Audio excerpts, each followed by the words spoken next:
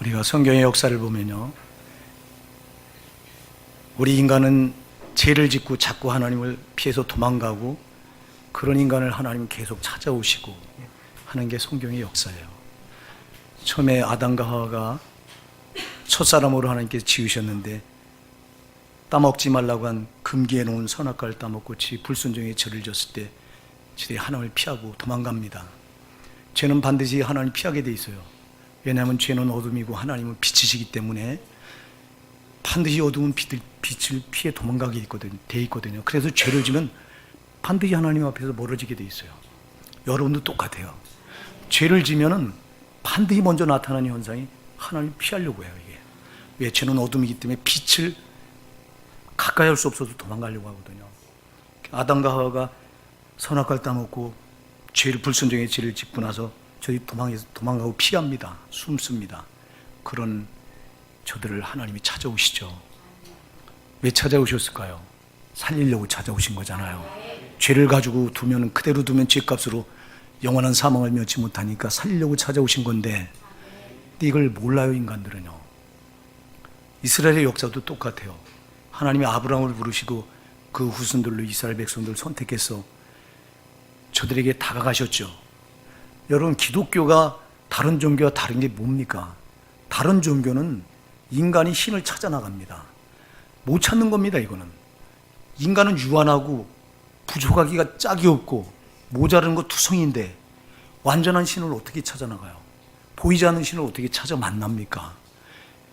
이거 하나님이 이걸 너무 잘 아시니까 하나님 그런 우리 인간들에게 자기가 찾아오신다고요. 전능하신 그분이 찾아와서 자기를 드러내 주신다고요. 그래서 기독교를 하나님이 자기를 드러내 주셨다 그래서 계시 종교다 이렇게 말하는데요. 그래서 이스라엘 백성들에게도 하나님이 찾아가시잖아요. 제일 먼저 찾아가는 게 저들에게, 만 백성 가운데 저들에게 뭘 주셔요? 율법을 주시잖아요. 율법은 말씀을 저들에게 줘서 말씀으로 저들에게 교통하자고, 내가 이 말씀으로 너에게 다가간다는 거거든요. 근데 저들이 율법을 버립니다. 왜 버릴까요? 율법을 자기들의 손목을 올가면 오랏줄로 생각했다고 그랬어요. 이게 여러분 말씀대로 하라, 하지 말라 하니까 인간의 죄된 본능은 하라고 하면 하지 않으려고 하는 본능이 나오고, 하지 말라고 하면 하려고 하는 본능이, 죄된 본능이 나오는데, 생각해 보니까 말씀이, 율법이 하라, 이걸 어떻게 해? 하지 말라, 이걸 어떻게 하지 않을 수 있어? 그래도 이게 족쇄처럼 생각돼서 율법을 버려요. 율법을 지키지 않아요. 그러니까 하나님이 너무너무 안타까워서 호세아 8장 12절에 보면 이렇게 말씀하세요. 내가 저를 위해 내 율법을 만 가지로 기록하였으나 저희가 관계없는 것으로 여기도다. 내가 저를 위해, 저희들을 위해, 선택된 이스라엘 백성들을 위해서 내 율법을 만 가지로 기록했고만 저들이 관계없는 것으로 여겼다 그랬어요. 율법을 버려버려요. 율법을 버리니까 하나님이 이번에는 누굴 보내요? 선지자를 보내요. 선지자를 보내서 하나님이 다가오시는 거예요. 선지자를 통해서 이들을 찾으시는 거예요. 그때 이들이 또 받아들입니까? 안 받아들입니다. 선지자를 또 배척하고 미워하고. 왜? 자기들 죄를 지적하잖아요. 여러분, 하나님은 반드시 찾아올 때 죄를 지적해요. 죄를 지적해서 그 죄를 도려내서 살리려고.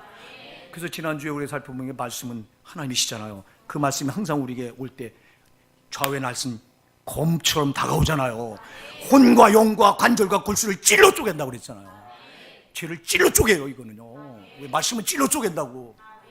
하나님은 죄를 반드시 다가올 때 죄를 지적합니다 오는 거예요. 그래서 선지자를 통해서도 항상 저들의 죄를 지적하니까 저들이 자기들의 죄를 지적한다고 선지자를 미워해서, 뭐 잘못한다고 하는 말을 듣기 싫어서 밀어내고 배척하고 선지자를 돌로 때려 죽이고, 이사야 선지자 같은 거 톱으로 켜 죽여버려요.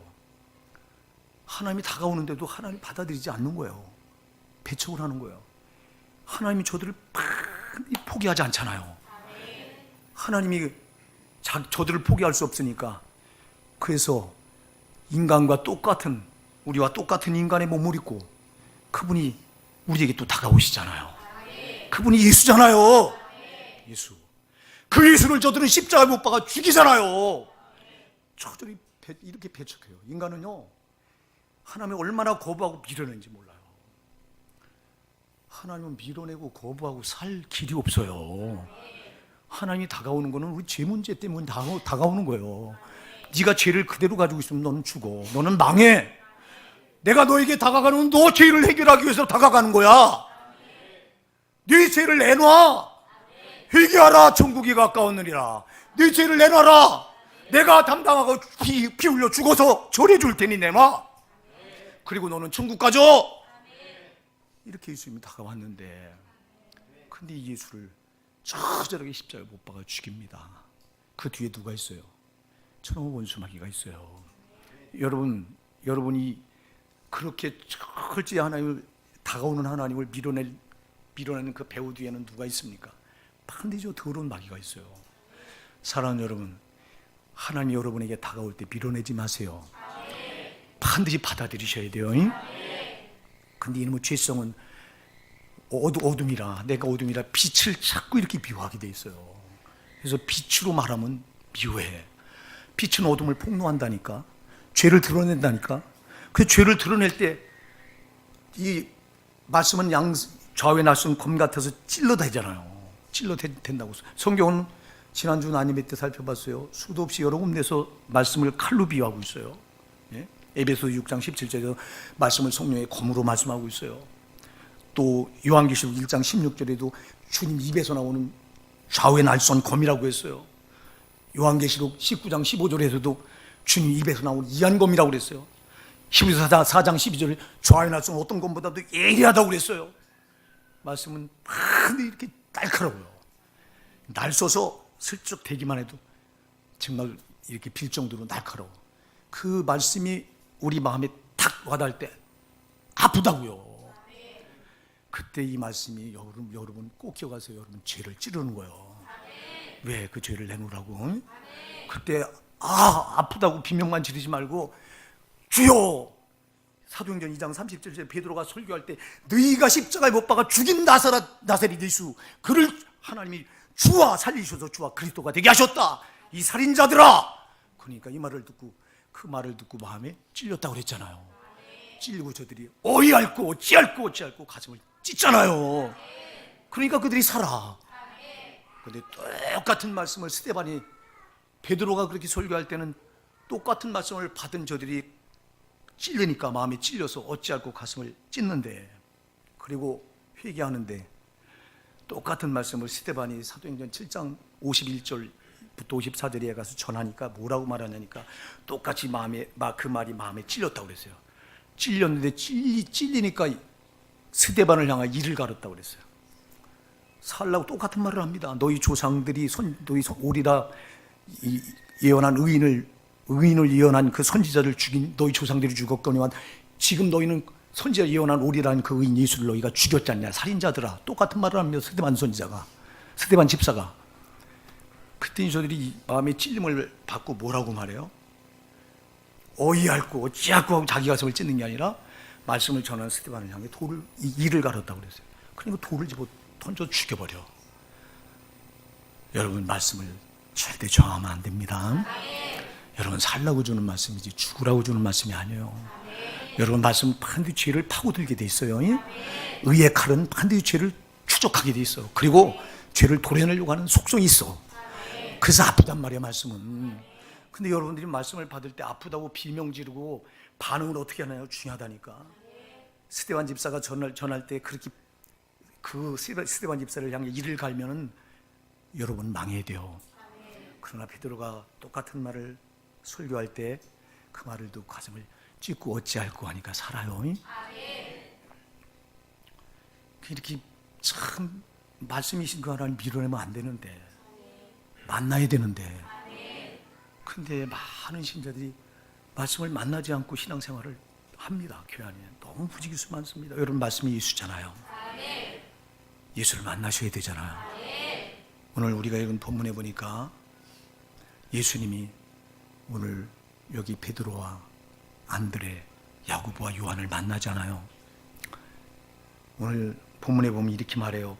갈릴리 해변에 다니시다가 두 형제 곧 베드로라는 시몬과 그 형제 안드레가 바다에 금을 던진 걸 보시니 저희는 어부라 말씀하시되 나를 따라오너라.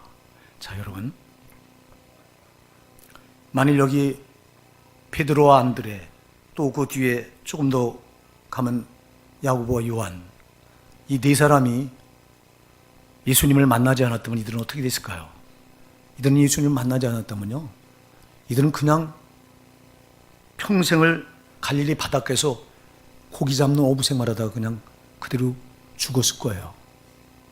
그럼 그들은 비참한 인생으로 지금 아마 지옥 가 있을 거예요. 예수님이 이들을 만나니까 인생이 바뀌어져. 사랑하는 여러분, 예수님 만나야 인생이 바뀌어지는 거예요. 반드시 만나셔야 돼요.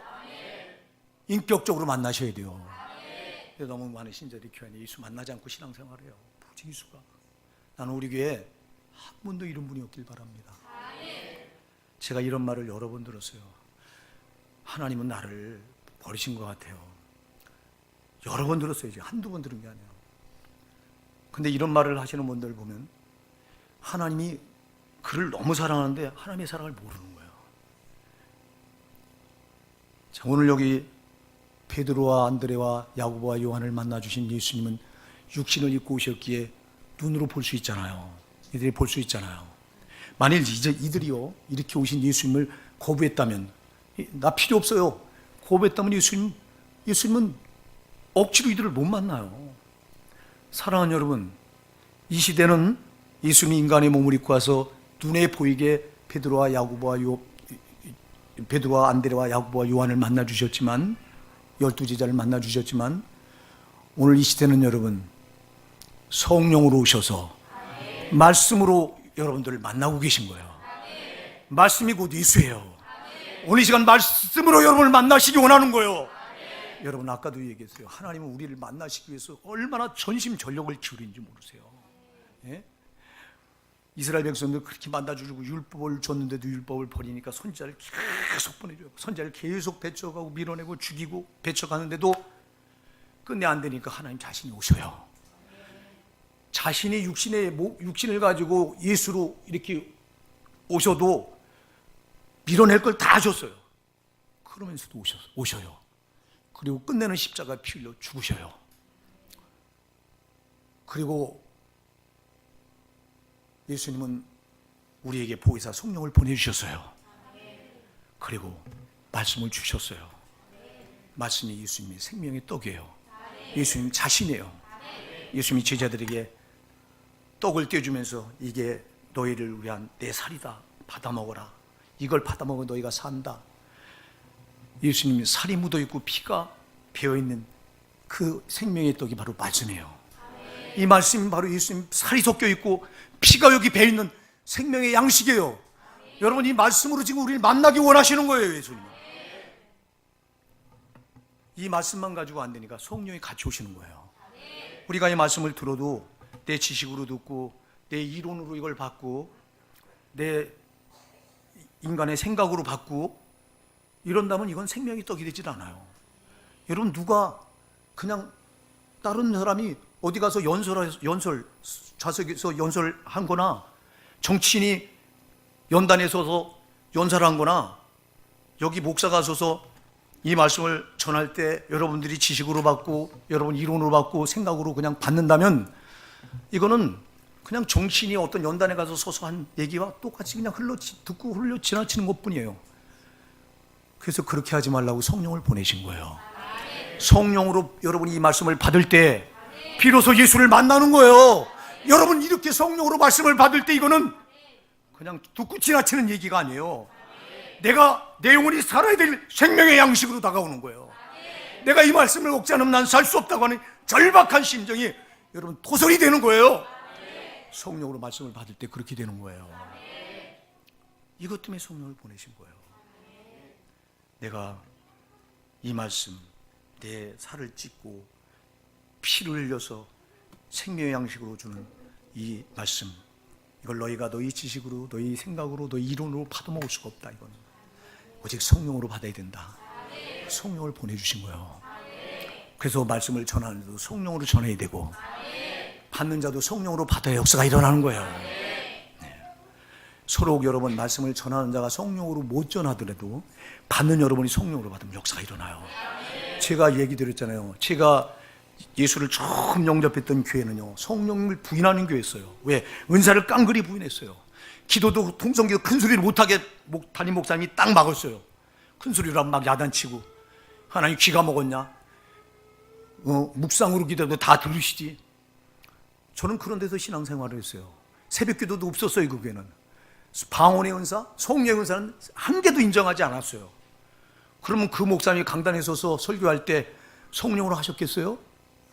근데 나는 그 시간에 어떤 심령으로 받았냐? 나는 살고자 받았어요. 왜? 나는 지옥 갈까 봐 두려운 생각이 나를 엄습해서, 나는 죽음에 대한 공포가 나를 엄습해서, 나는 살고자, 나는 정말 하나님 눈에 안 보이는데 난 말씀이라도 똑바로 듣고 난 살고자, 난 몸부림을 쳤어요.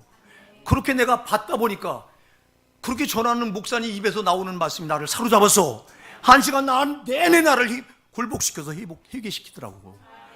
그러니까 여러분, 받는 사람이 중요하다 이 말입니다. 받는 사람이 성령으로 안만 전해도, 받는 여러분이 성령으로 안 받으면요 아무것도 아닌 거예요. 그냥 듣고 지나치는 얘기로 끝나버리는 거예요. 이 말씀은 듣고 지나칠 얘기가 아니라 죄로 죽게 된 내용을 살리는 생명의 양식입니다. 여러분, 이걸 먹지 않고 살 사람이 없어요. 예수님께서 마태복음 4장 4절에 사람이 떡으로만 살 것이 아니요 하나님의 입으로 나온 모든 말씀으로 살 것이니라. 육신은 떡으로 살죠. 그러나 우리 영혼은, 여러분 잠시 7, 80 있다고 없어지고 육신이 소중합니까 이거? 물론 소중하죠. 그러나 여러분, 육신보다 더 소중한 영혼이에요. 영혼은 영원한 영혼이 살아야 돼요. 이거 그 영원한 영혼이 살 수 있는 말씀은, 살 수 있는 양식은 육의 음식이 아니에요. 생명의 말씀이에요. 이거 이 말씀을 여러분이 어떻게 받아먹느냐가 중요하다고. 제발 여러분 지식으로 받으면 아무것도 아니에요.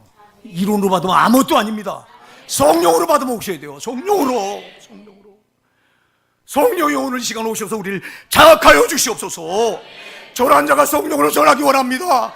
받는 내가 성령으로 받기 원합니다.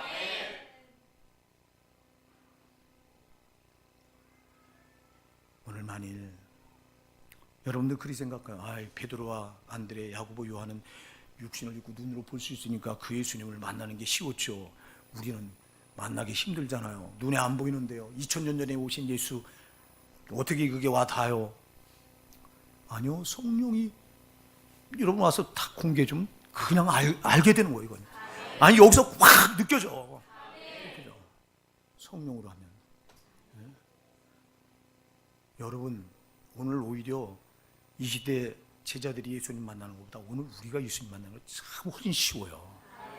문제는 뭐냐? 문제는 음성을 못 들어. 자, 여러분, 사무엘이 실로의 송소에 가서 소년 시절을 거기서 일리 제사장 밑에서 보내죠. 그 어느 날 잠을 자고 있는데 하나님이 그를 부르죠. 사무엘아, 사무엘아. 깨서 누굴 찾아갑니까? 하나님이 부르는데 엉뚱하게 일리 제사장을 찾아갑니다. 3번이나 그 짓을 합니다.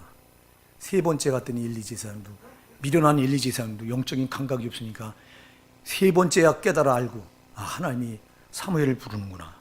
사무엘아, 이번엔 사무엘아, 사무엘아 부르거든. 주여 말씀하옵소서, 주의 종이 듣겠나이다. 이 말하라고 합니다.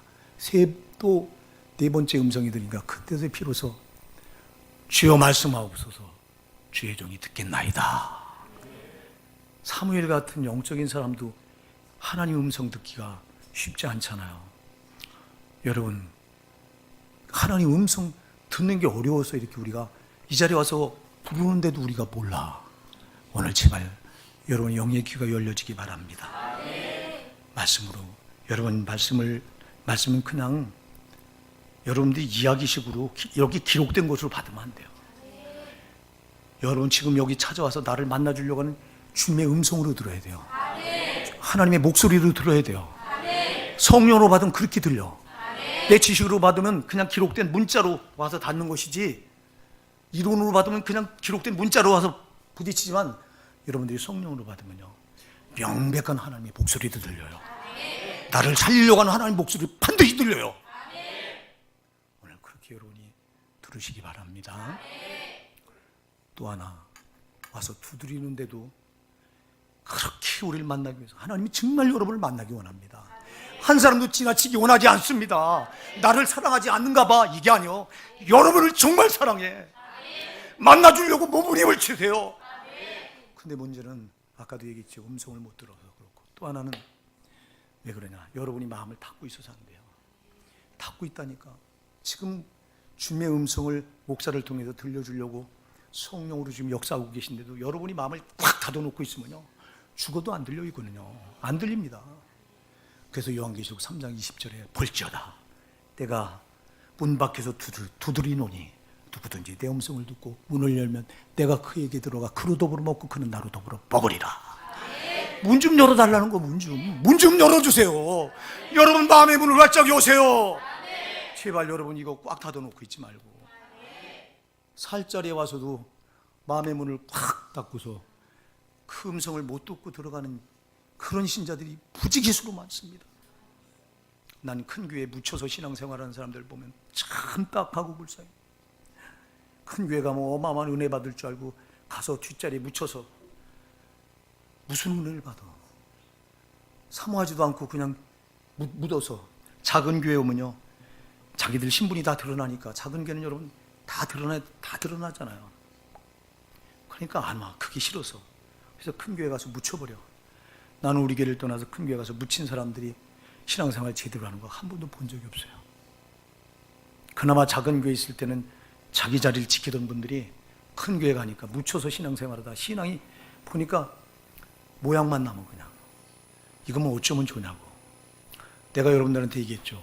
우리 교회가 이 예배당을 마련하려고 제가 하면서 얼마나 욕을 많이 얻어먹는다. 심지어 떠난 사람들이 목사가 욕심을 부리려고 지 이름을 내려고 이 성전을 이 무리에서 산다, 별소리 다 합니다. 나는 뜻이 있어서 그런 건데, 여러분 내가 이 성전을 마련하자면 우리 교회는요, 내가 은퇴하면 여러분들은 흔적도 없이 다 사라져. 다 흩어지고 여러분들은 큰 교회 가서 그렇게 이제 묻혀서 신앙생활하다가 심파탑에서 주께서 네 소속이 어디냐고 물었을 때 소속도 없는 사람들이 되어버린다니까. 나는 그거를 많이 내다봤어요. 그래서 하나님 앞에 기도하다가 힘들어도 하자. 그래서 여러분, 그래서 한 거예요. 이걸 하려니 여러분 목사부터 먼저 헌신해야 되잖아. 여러분 목사가 먼저 하나님 앞에 내 있는 거 승용차도 팔고 해서 헌금하면서 우리 동참합시다 해서 했어요. 그 이걸 해놓고 얼마나 하는 과정에서 떨어져 나가고 성도들이 참, 성전을 이렇게 마련해놓고 나는 이제 우리 성도들이 안정되게 신앙생활을 할 수 있겠구나. 내가 은퇴해도 빨리 지금 이제 대출 받은 거 갚자. 그래서 2억 3천 대출 받은 중에서 1억 3천을 갚고 1억이 남았는데, 1억은 여러분 내년 6월이면 다 갚아요. 1억. 벌써 지금 저축 들어가는 돈이 우리 교회 재정이 뭐가 있겠어요. 여러분의 목사 정말 하나님 앞에 이 재정을 두려운 줄 알고, 이건 하나님 돈이기 때문에 내가 함부로 쓰면 죽는 줄 알고 하나님 앞에 정말 아끼고 또 아끼고, 우리 집사람도 이건 벌벌 떱니다. 아주. 그러면서 모다 보니까 내년 6월이면 다 갚아. 1억을. 그럼 우리 교회는 빚이 없어.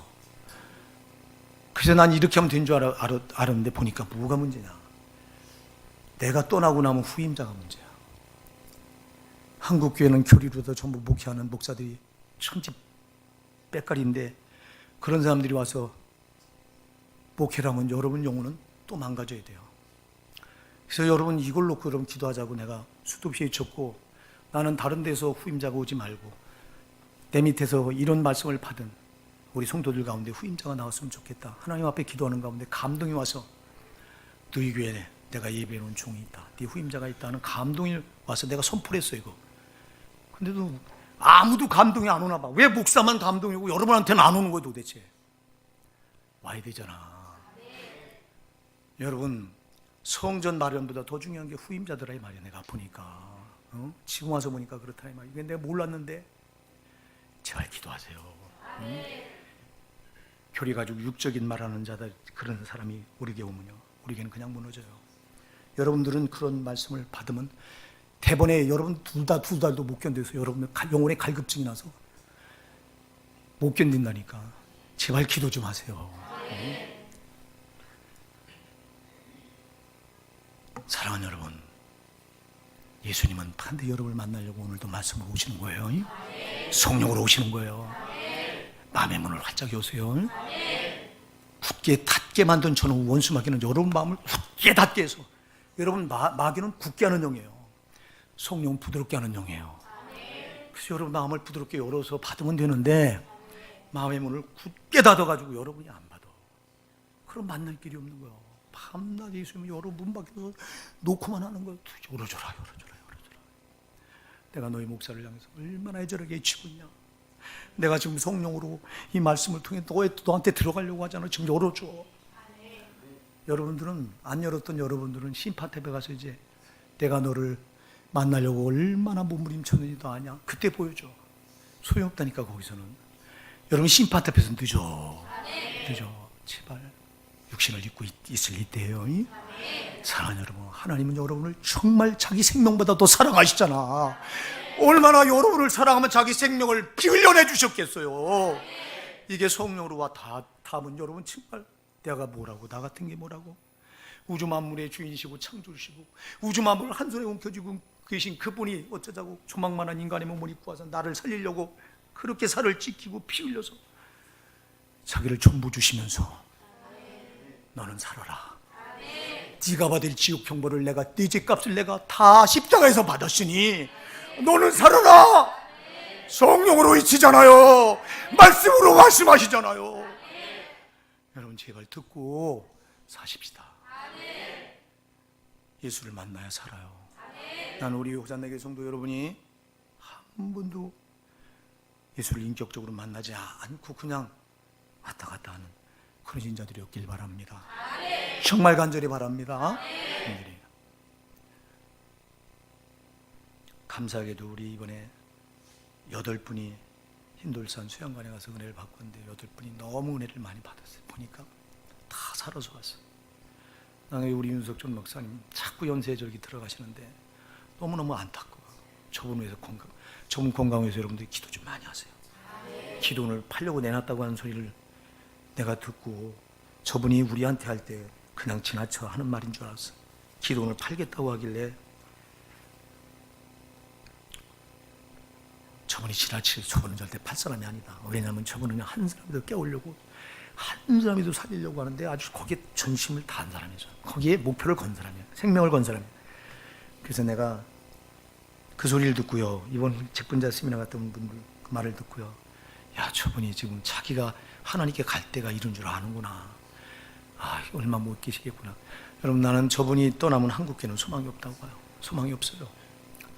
저렇게 오직 예수, 오직 영혼을 살리려고 하는 목사는 없어요. 네. 내가 교만하기 짝이 없는 목사라 아무도 내가 멘트로 둬본 적이 없어요. 지금까지 나의 멘트는 없었어요. 내가 윤석준 목사를 만나기 전까지는 없었어요. 나는 저분을 만나기도 여러분들이 많았지만 이단이라고 계속 매도했어요.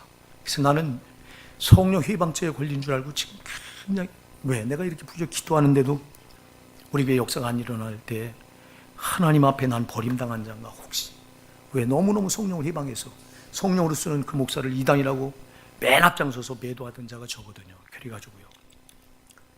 그런데 저분을 만나서 내가 들어보니까 이단적인 요소는 전혀 없어. 오히려 저희는 오직 말씀대로요, 그냥.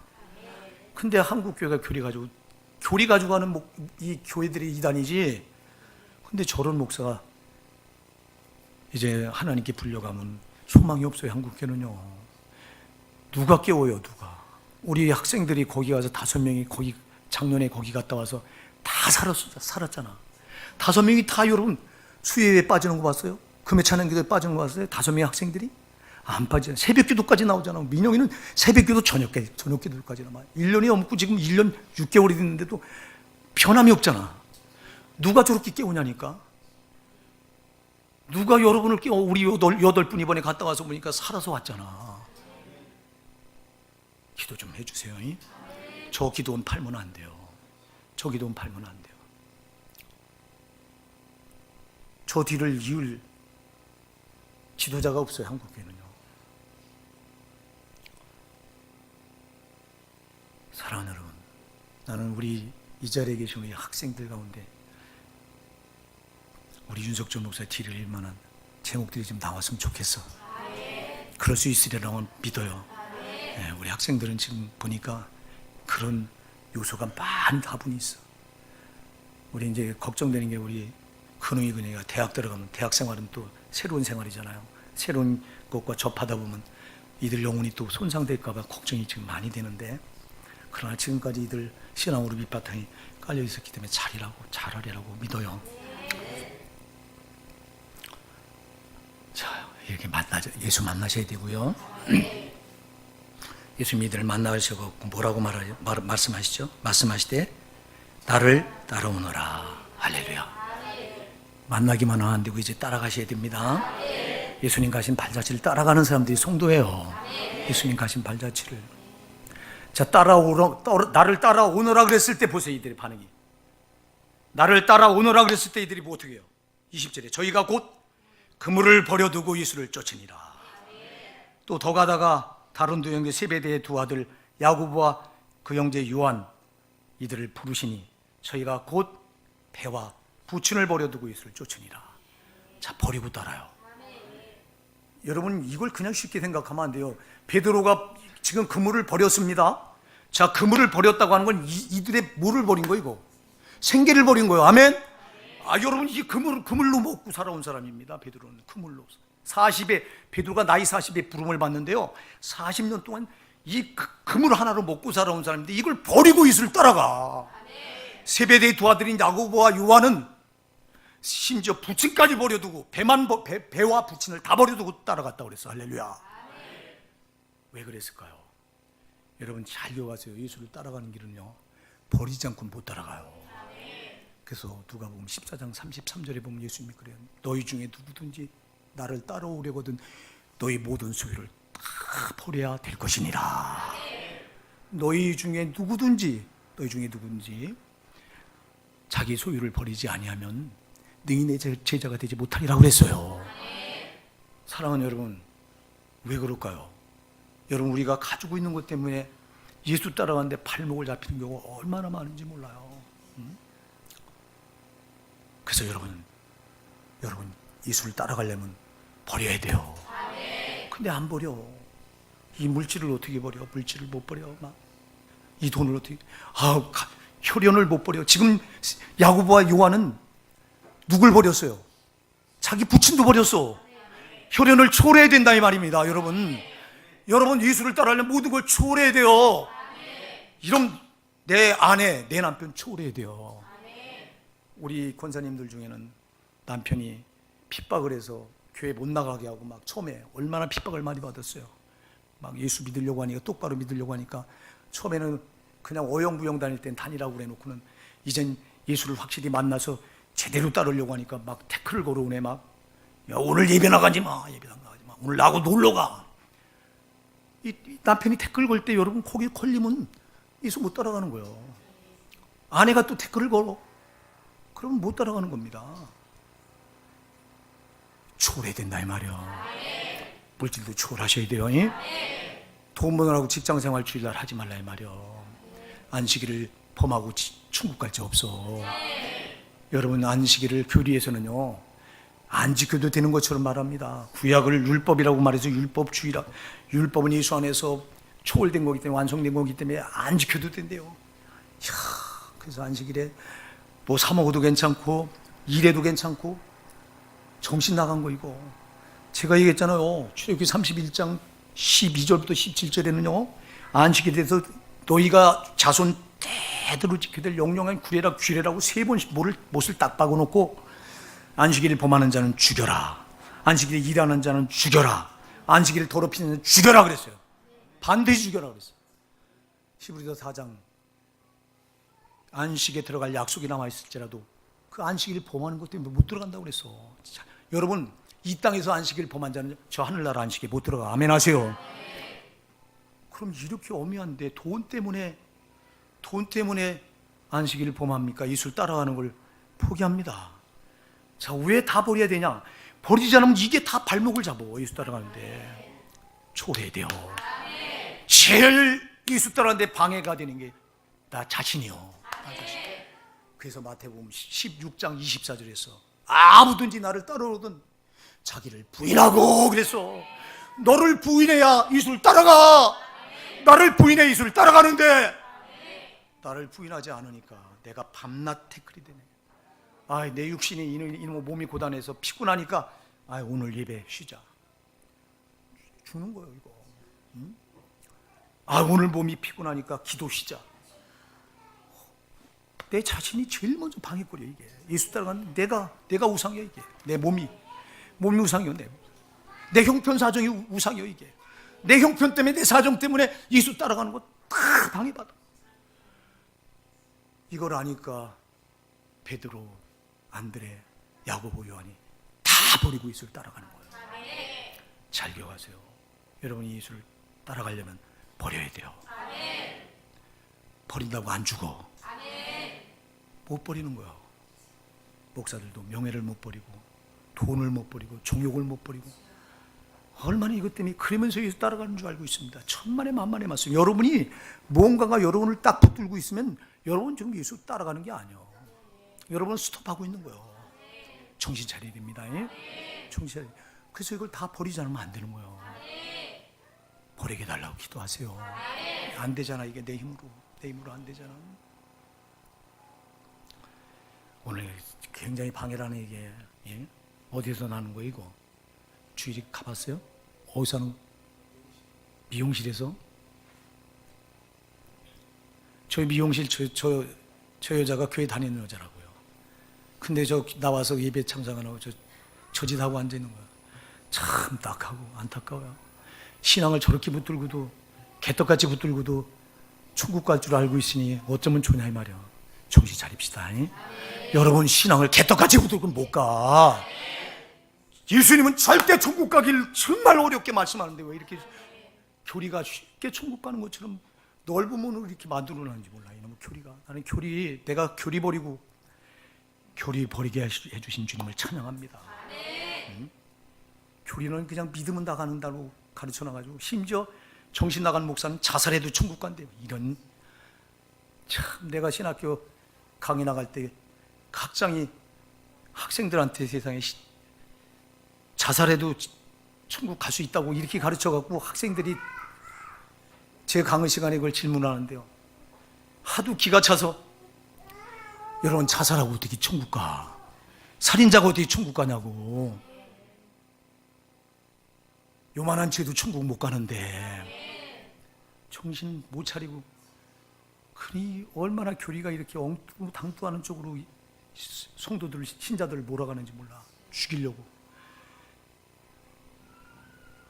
우리가요 하나님께 나를 부를 때는 여러분 내 모두를 버리는 거예요. 오라고 부를 때는 버리는 겁니다. 그리고 제자들 보니까 가라고 보낼 때 저들은 뭘 버리냐? 생명을 버리더라고. 여러분 가라고 나 같은 목사들 너 가서 영혼들 살려하고 보낼 때는 생명도 버려야 되는 거더라고. 근데 이거 못 버리잖아.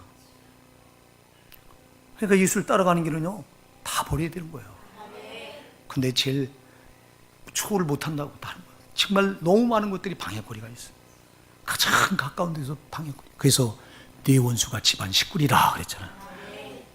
집안 식구가 내 남편이 예수 따라가는 걸림돌, 내 아내가 예수 따라가는데 걸림돌, 내 자식이 예수 따라가는데 걸림돌. 자식이 또 갑자기 아파가지고 또 교회 못 나오는 경우 데리고 병원에 가. 이거 한두 가지. 아까도 얘기했어요. 제일 걸림돌이 내 자신이요. 그래서 아무든지 나를 따르는 내 자신을 뭐하라? 부인하라. 부인하고 자기 십자가를 지고 나를 쫓을 것이니라. 나를 부인하는 게 십자가입니다. 나를 부인하는 게 얼마나 어려워요. 여러분 나를 부인하지 않는 것 때문에 신앙생활이 안 되는 거예요. 자존심을 부인하지 못하지. 내 또 자아를 부인하지 못하잖아. 여러분 이거 다 부인해야 돼요. 부인해야 예수를 따라가는 거예요. 자, 따라오라고 말씀하시고 오늘 보니까 뭐라고 말씀하세요? 내가 너로 사랑을 나누는 어부가 되게 하리라. 자, 여러분 하나님이 여러분을 부르신 거 믿으십니까? 나를 따라오라고 하시는 음성 들으십니까 여러분? 왜 따라오라고 하실까요? 물론 여러분을 따라오면 여러분을 천국까지 데려가려고. 근데 천국까지 데려가는 과정에서 여러분이 해야 될 일이 있어. 그게 뭐예요? 너는 지금까지 고기를 낚는 일을 했지만 이제는 아니다. 이제는 사람을 낚는 어부가 되라. 사람을 낚아야 돼요. 사람을 낚으라고 하면 죄바다에 빠져있는 저 영혼들, 저 수많은 사람들의 영혼, 저들 건져내라는 거예요. 건져내라는 거예요. 여러분, 이거는 베드로와 안드레와 야고보와 요한에게 주신 말씀이 아니라 오늘 저와 여러분에게 주신 말씀이에요. 우리에게도 우리를 부르신 목적은 나를 따라와. 나를 따라서 천국까지 가.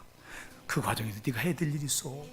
네가 해야 될 일은 이제 지금까지 네가 고기 낚는 일이 있지만 그거 아니야. 사람 낚는 일이야.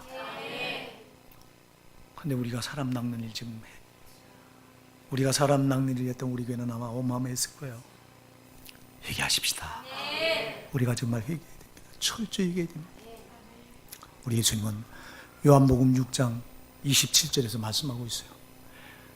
썩는 양식으로 일하지 말고 영생하도록 있는 양식으로 해라. 근데 우리 썩는 양식이 우선이야. 이놈은 아니요.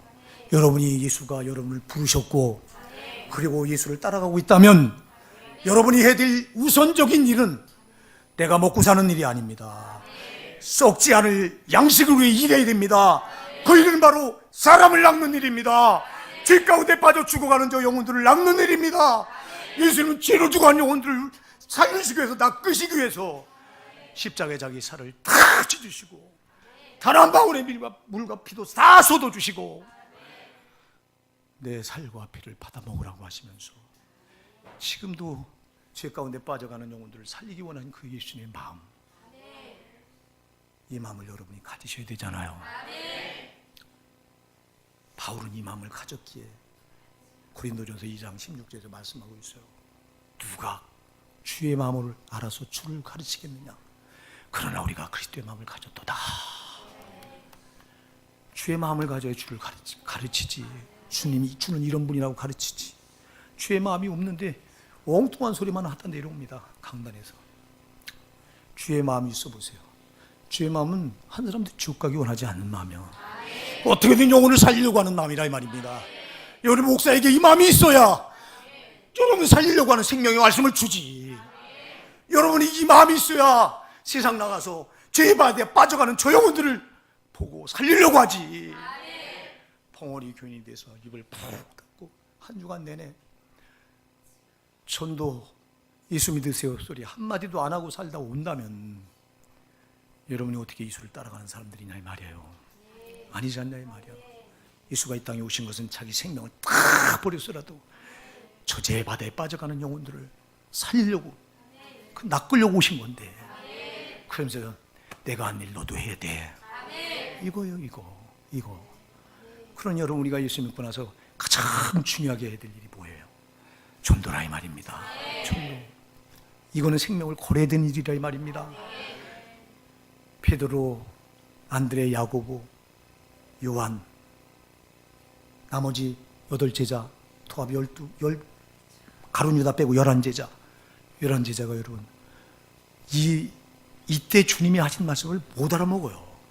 근데 언제 알아먹어요? 오순절에 성령이 강림해 성령 받으니까 알아. 성령 받으세요. 성령 받으니까 이때부터 주를 위해서 생명을 내걸잖아. 그래서 11사도가 다 순교당합니다. 11사도가 다 복음 전하다 다 죽었어요.